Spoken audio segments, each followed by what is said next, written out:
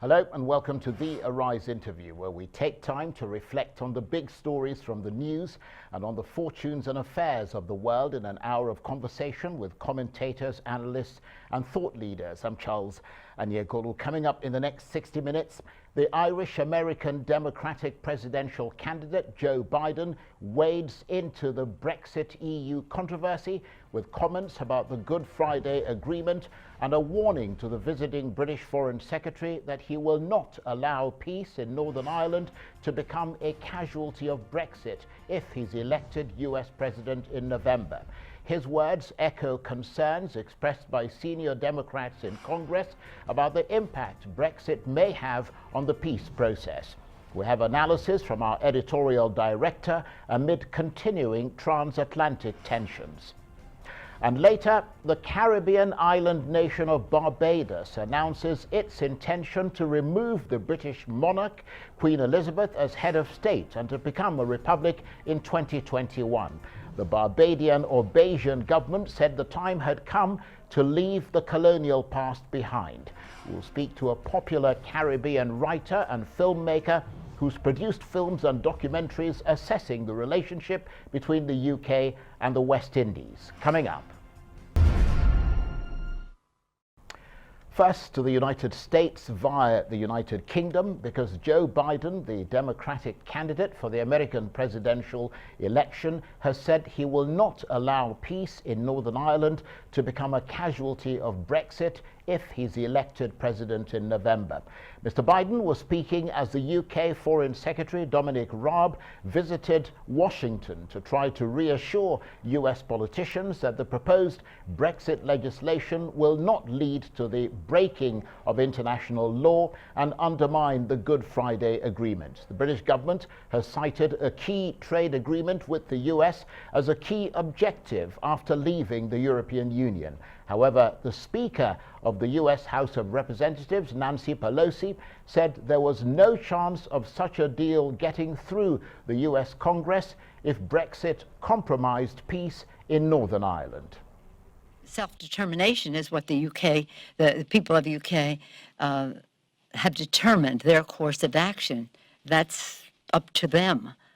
But it is not up to them to think that they will be rewarded if they mess with the Good Friday Accords and think that they're going to be rewarded. A very simple message. They know it. They've heard it. I've said it to the Doyle. This is not anything we've hidden under a bush. There will be no bilateral US-UK agreement if the Good Friday Accords in regard to the border are changed. And actually, how can they walk away from an international agreement? How do you trust that? I think it's a great opportunity for me to be clear that the threat to the Good Friday Agreement as it's reflected in the Northern Ireland Protocol has come from the EU's politicisation of the issue. Our commitment to the Good Friday Agreement and to avoid any extra infrastructure at the border between the North and the South is absolute.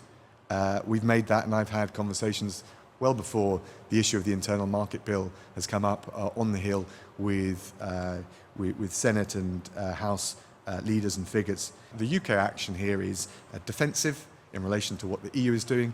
It is precautionary, we haven't done any of this yet, and it is proportionate. But what we can't have is, and this is contrary to the Northern Ireland Protocol and of course a risk to the Good Friday Agreement, what we cannot have is the EU seeking to erect a regulatory border down the Irish Sea between Northern Ireland and Britain. I've had really good conversations, and I think it's been helpful to be able to explain that point of view. And that's the UK Foreign Secretary there, Dominic Raab, and before him, the Speaker of the US House of Representatives, Nancy Pelosi. Well, for more on the concerns in the US about the potential impact Brexit may have on the Northern Ireland peace process, I'm joined now by Arise editorial director Nick Jennings. Nick, thank you very much indeed for joining us and giving us the benefit of your analysis. I mean, it sounds like this move by the British government to apparently walk away from an aspect of the Good Friday Agreement has not exactly been an exercise on how to make friends around the world, is it? I mean, lots of people upset, I understand, in the Conservative Party and further afield. It's been a very chaotic couple of weeks in Britain on the political front, but it has always been thus since Boris Johnson became Prime Minister back in early December last year. And yes, there's been an awful lot of criticism of this plan to try and rework, as they put it, the Good Friday Agreement.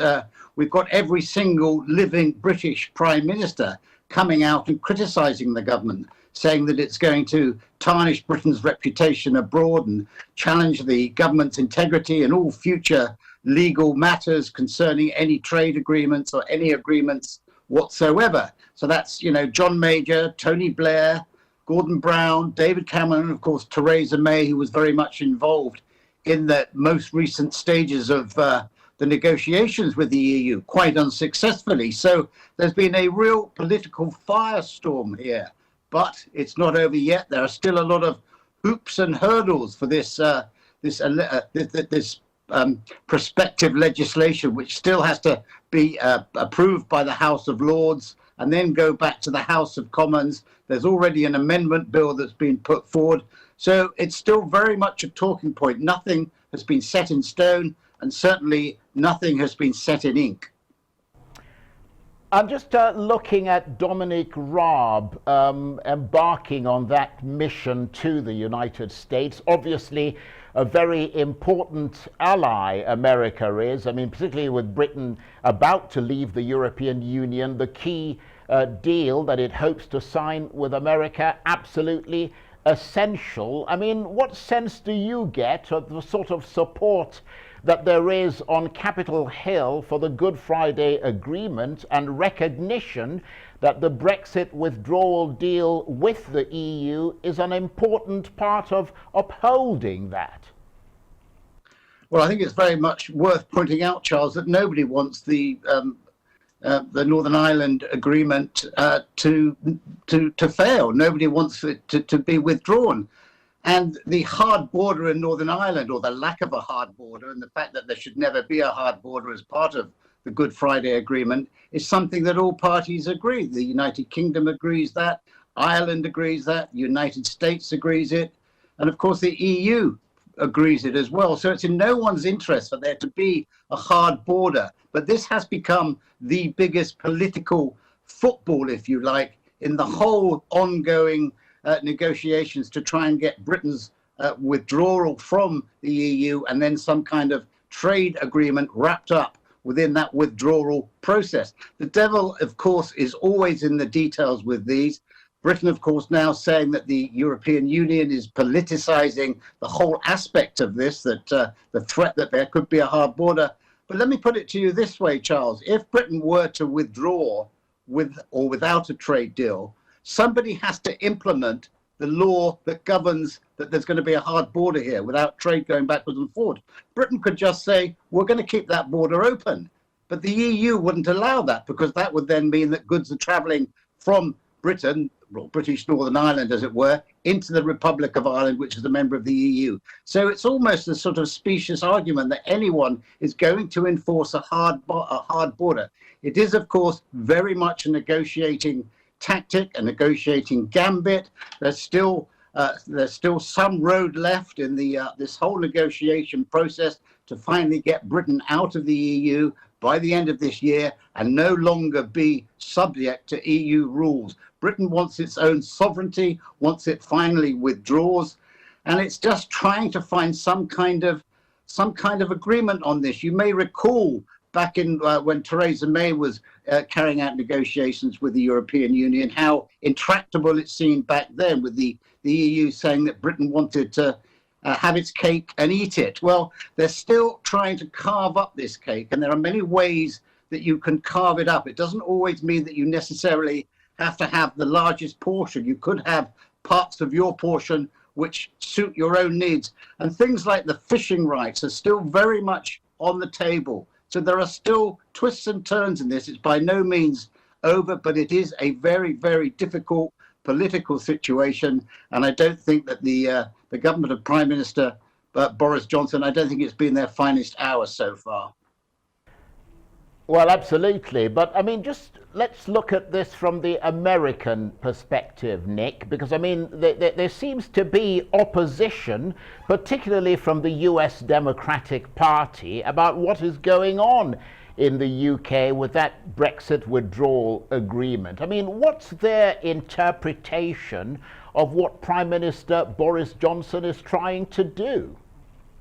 Well, it is worth just noting that Mike Pompeo, who was at that meeting with Dominic Raab, he didn't voice the same concerns that the Democrats have voiced, and we've had no strong words from the White House just yet. It is absolutely worth pointing out how big a political issue this is in the United States because of the value of the Irish vote.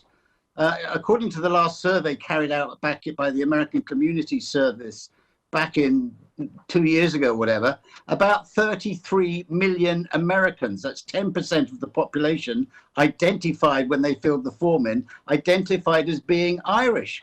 That's how strong the Irish vote is. That's how strong opinions are in the United States about Ireland, and how close there are, going back in history, the relationship between people who left Ireland and went to the United States as back as the early 17th century. And of course, during the potato famines of the 19th century, millions of Irish people sought sanctuary in the United States. So, there are huge bonds between America and Ireland, which go back decades and decades. So it is a very, very hot political issue. And I don't think any Democratic politician who wants to be president of the United States isn't going to play on that. Where it goes further than that, of course, the United States and Britain are still in the early stages of trying to come out with some kind of trade deal. It could take years before any agreement is even put before Congress. And of course, it's worth pointing out Democrats do have a majority in Congress. And of course, any trade deal between the United Kingdom and the United States would require a 2/3 majority in Congress for it to go through. So the threat by Nancy Pelosi is a strong threat, but will it ever become to be used? I don't know. It remains to be seen. And to make that political issue even hotter, Nick, I mean, Joe Biden himself is an Irish American. We've got about a minute before we have to take a break, but yes, I mean, that makes it even more interesting, doesn't it? And makes it inevitable that that issue is going to be on the front burner. I wouldn't say it's the most important issue by any means in the election campaign in the United States. Of course, you've got the COVID virus, the pandemic, which is apparently going to get worse and worse as winter approaches. Of course, you've got the law and order debate. You've got climate change. There's some much bigger issues on the political agenda than Northern Ireland, despite the comments that we've had in the last 24 hours or so, Charles. Okay, Nick, for the moment, thank you very much indeed, but can I please ask you to stay with us, because I've got some further questions I'd like to get you to answer, and thank you very much indeed for that analysis. You're watching the Arise interview, plenty more still ahead as we continue our chat about concerns in the US about the impact of Brexit on the Northern Ireland peace process. Stay with us.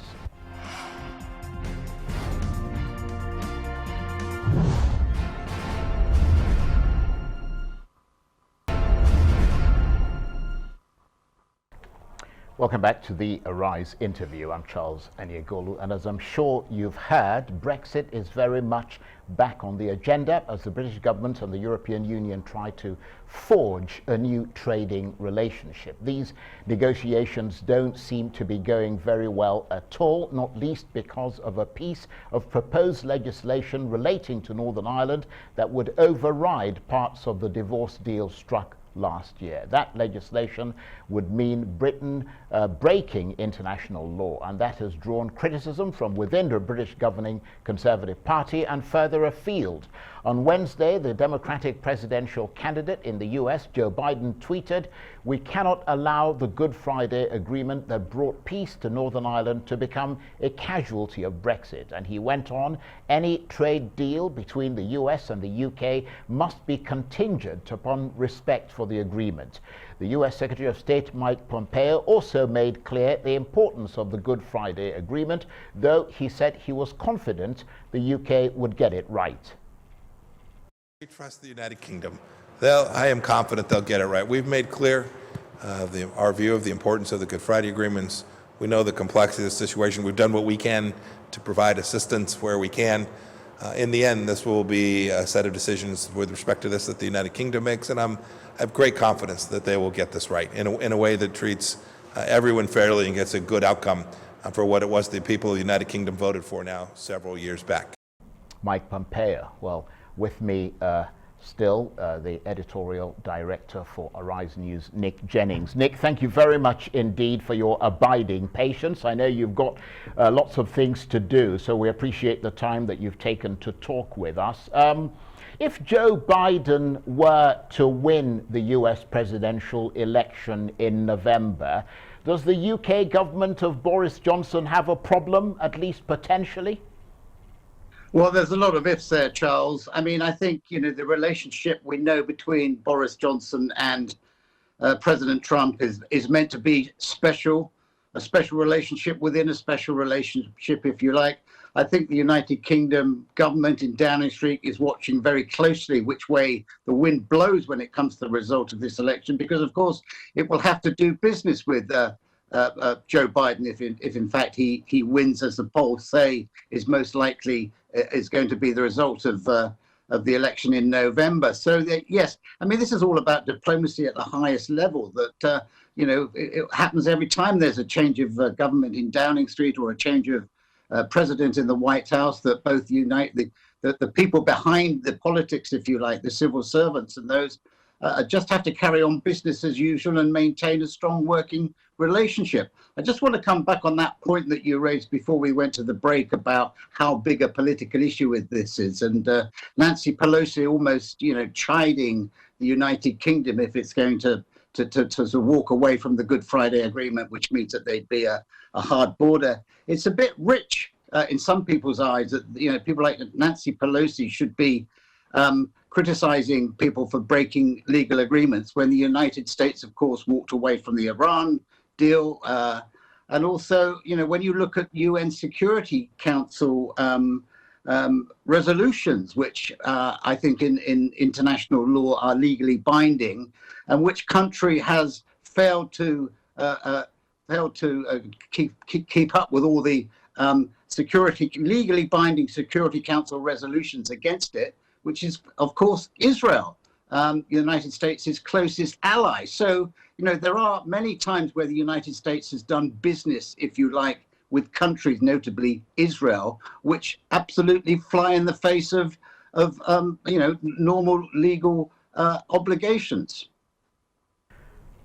Well, that's a very good point you raised, Nick. And there's another very good point you raised, which was about the relationship between the political parties in the UK and the US. I mean, is there a sense that there is a bond between the Conservatives and the Republican Party, and the Democrats think that Mr. Johnson and the Brexiteers have been perhaps too close to Donald Trump?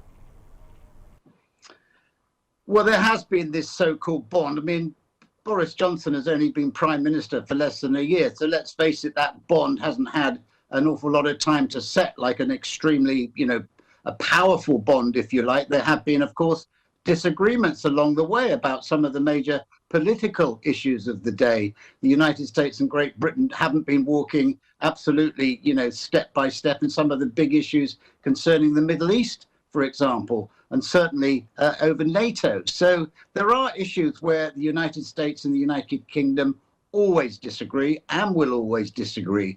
I think on the situation regarding the Good Friday Agreement, it is in, as I said earlier on, it is in no one's interest for this not to work, for there to be a hard border in Northern Ireland. It's the last thing the British government wants. What the British government wants is for Northern Ireland to still have the same relationship it has with Ireland, i.e. an open border, and the same relationship that it has with the rest of the United Kingdom, whereby it is free to have goods travel backwards and forwards between Northern Ireland and Scotland and Ireland and Wales and other parts of the United Kingdom without any additional tariffs. And that's what the basis of this argument is.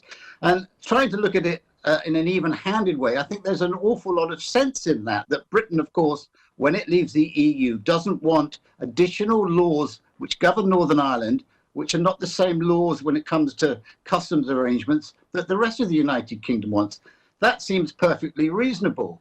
And when you go back to the withdrawal agreement, and I'm quoting the sources that I've read, that says that when they agreed the withdrawal agreement, which was all done in some kind of a rush to get something on paper and agreed to show that both sides were working in the same direction, there were some areas which were, let's say, grey areas, and they kind of agreed that they would sort out any of the misconceptions or the potential conflicts in those grey areas at a future date. And Boris Johnson's government is saying that is the purpose of this new bill that they're proposing, that it is to absolutely serve as a backstop to the backstop, if you like, whereby there will be no hard border in Northern Ireland, and there will be no border, if you like, in the Irish Sea or any other place in the United Kingdom, controlling the flow of goods from Northern Ireland to the United Kingdom and vice versa. Well, Nick, I've got to give it to you. I mean, you must be pretty smart to have figured all this out and been able to sort of, because I mean, it just sounds so ferociously complicated. For trying to get one's head around it is just extraordinary. So let me ask you this. If this nettlesome legislation is going to go ahead, that's the British legislation, I mean, where does that leave negotiations with the European Union? I mean, whose court is the ball in right now?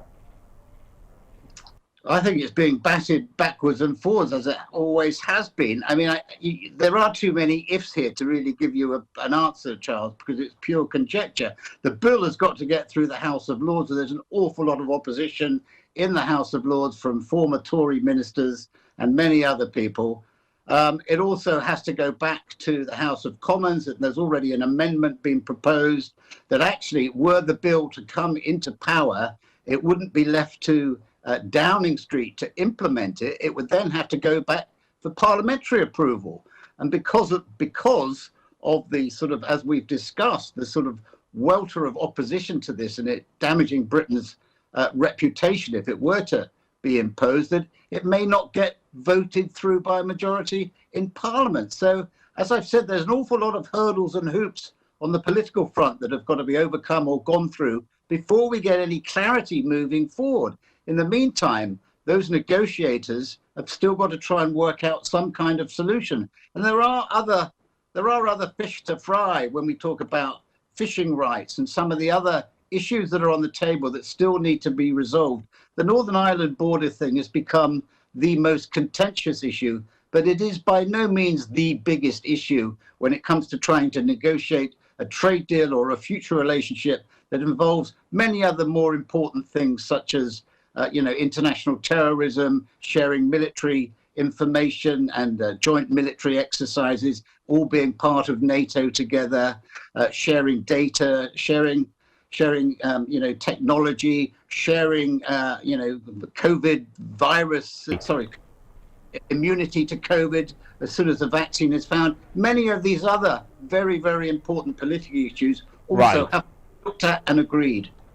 Nick, thank you very much indeed. Nick Jennings, our editorial director there, talking to me from the UK.